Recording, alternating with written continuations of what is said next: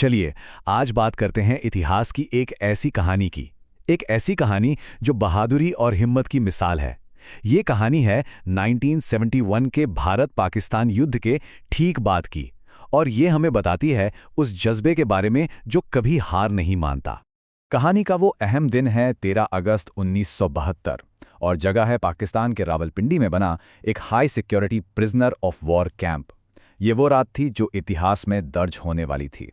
12 ये संख्या थी उन भारतीय वायुसेना के जाबाज पायलटों की जिन्हें इस कैंप में बंदी बनाकर रखा गया था। और ये कोई ऐसा वैसा कैंप नहीं था। यहां से भाग निकलना, आप समझिए, नामुमकिन माना जाता था। तो पहले जरा माहौल को समझते हैं। रावलपिंडी की ये जेल, इसकी दीवारें बहुत ऊंची थीं, ऊपर कंटीले तार लगे थे और चप्पे चप्पे पर हथियारबंद गार्ड्स तैनात थे।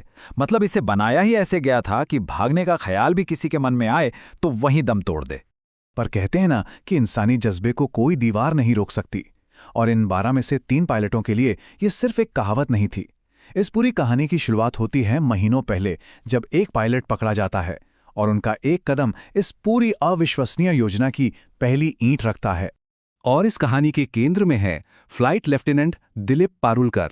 बात है 10 दिसंबर 1971 की। एक बेहद खतरनाक मिशन के दौरान पारुलकर का विमान गिरा दिया गया।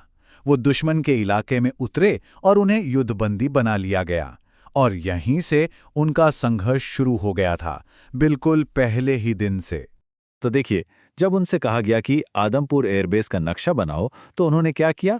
हार तो वो मानने वाले थे नहीं। उन्होंने बड़ी ही चालाकी से मुंबई एयरपोर्ट का नक्शा थमा दिया। अब सोचिए, ये कितनी बड़ी हिम्मत की बात थी, और जाहिर है इस हिम्मत की उन्हें एक बहुत बड़ी कीमत भी चुकानी पड़ी। रावलपिंडी कैंप के अंदर पारुलकर को ये एहसास हो चुका था कि अगर वो आधिकारिक रिहाई का इंतजार करेंगे तो शायद सालों लग जाएंगे। बस यहीं से उनके दिमाग में भागने का वो बीज पड़ चुका था। वो जानते थे कि आज़ादी इंतजार करने से नहीं बल्कि छीनने से मिलेगी। लेकिन इस सोच में वो अकेले नहीं थे। बहुत जल्द 2 और पायलट, MS ग्रेवाल और हरी सिंह जी भी उनके साथ आ मिले, और अब 3 दिमाग एक ही मिशन पर काम कर रहे थे। एक ऐसी योजना बनाना जो सुनने में ही नामुमकिन लगे। उनकी योजना को आप देखेंगे तो हैरान रह जाएंगे, कितनी बारीक और सोची समझी थी। पहला कदम भारत की तरफ नहीं, अफगानिस्तान की तरफ भागना है, जहां पहरा कम होगा। फिर बाहरी दीवार के सबसे पास वाला सेल नंबर 4 हासिल करना, और फिर हर रात चुपचाप 18 इंच मोटी दीवार को खोरचना। हर एक कदम बहुत सटीक था। और जुगाड़ तो देखिए, कैसेट प्लेयर के चुंबक से कंपास बना लिया, एक चोरी के स्क्रूड्राइवर से सुरंग खोदने का काम शुरू किया, और घर से जो कपड़े आते थे उन्हीं से जेल के दर्जी से पठानी सूट सिलवा लिए, ताकि बाहर निकलकर पहचान ना हो। मतलब हर छोटी बड़ी चीज का ध्यान रखा गया। महीनों तक ये तैयारी बिल्कुल खामोशी से चलती रही। और फिर आई वो रात, 13 अगस्त 1972 की रात, जब कुदरत ने भी जैसे उनका साथ देने का फैसला कर लिया था। उस रात जोरों का तूफान आया, साथ में मूसलाधार बारिश, और ये उनके लिए किसी वरदान से कम नहीं था। बादलों की गरज और बारिश के शोर ने उन्हें वो कवर दिया जिसकी उन्हें सबसे ज्यादा जरूरत थी, और इसी शोर के बीच उन्होंने अपनी योजना का आखिरी चरण शुरू किया। दीवार की आखिरी परत तोड़ी गई। एक एक करके तीनों उस छोटे से छेद से बाहर निकले। पास में ये गार्ड सो रहा था, उसके पास से दबे पांव गुजरे, और फिर कपड़ों से बनी एक रस्सी के सहारे वो आखिरी कंटीली दीवार भी पार कर ली। वो आजाद थे। वो जेल से बाहर तो आ गए थे, लेकिन उनकी असली परीक्षा तो अब शुरू होनी थी। सफर का सबसे खतरनाक हिस्सा अभी बाकी था। पूरी रात वो बस चलते रहे, जितना हो सके कैंप से दूर। उनका एक ही मकसद था कि किसी भी तरह सुबह होने से पहले अफगानिस्तान की तोरखम सीमा पर पहुंच जाएं। लेकिन उन्हें इस बात का जरा भी अंदाजा नहीं था कि उधर रावलपिंडी में सुबह 11 बजते बजते उनके भाग जाने से हड़कंप मच चुका होगा। अपनी मंजिल से बस कुछ ही मील दूर एक चाय की दुकान पर वो रुके, और यहीं पर उनसे एक छोटी सी लेकिन बहुत बड़ी गलती हो गई। उन्होंने एक ऐसे रेलवे स्टेशन का रास्ता पूछा जो दशकों पहले बंद हो चुका था। उनके पास जो नक्शा था वो 1932 का था, और बस यही एक सवाल सब कुछ बदलने वाला था।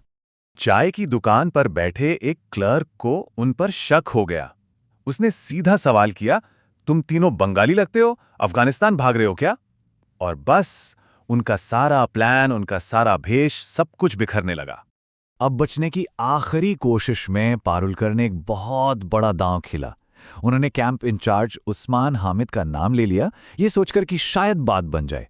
लेकिन ये दांव उल्टा पड़ गया।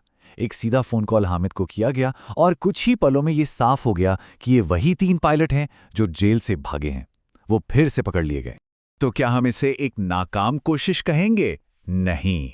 भले ही वो आज़ादी तक नहीं पहुंच पाए, लेकिन उनकी ये कहानी सिर्फ भागने की कहानी नहीं है।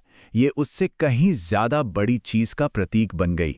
30 इस कोशिश की सजा के तौर पर उन तीनों को 30-30 दिन के लिए एकांत कारावास यानी कि सॉलिटरी कन्फाइनमेंट में रखा गया। लेकिन देखिए, कुछ ही महीनों बाद दिसंबर 1972 में दोनों देशों के बीच बातचीत सफल रही। पाकिस्तान ने सभी भारतीय युद्ध बंदियों को रिहा करने का ऐलान कर दिया और हमारे ये तीनों नायक भी बाकी साथियों के साथ हीरो की तरह वाघा बॉर्डर से अपने घर लौटे। उनकी इस कोशिश ने एक बहुत साफ संदेश दिया था कि आप किसी के शरीर को तो कैद कर सकते हैं, पर उसके जज्बे को, उसकी आज़ादी की चाह को कभी कैद नहीं कर सकते। तो रावलपिंडी की ये कहानी हमें यही सिखाती है कि हिम्मत और लचीलापन सिर्फ जीतने में नहीं होता। असली हिम्मत तो तब दिखती है जब हालात नामुमकिन लग रहे हों और आप तब भी कोशिश करना नहीं छोड़ते।